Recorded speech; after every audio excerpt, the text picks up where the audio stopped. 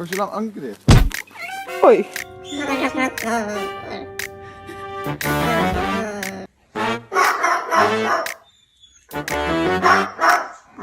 Ik schrok, ik ging over. Ik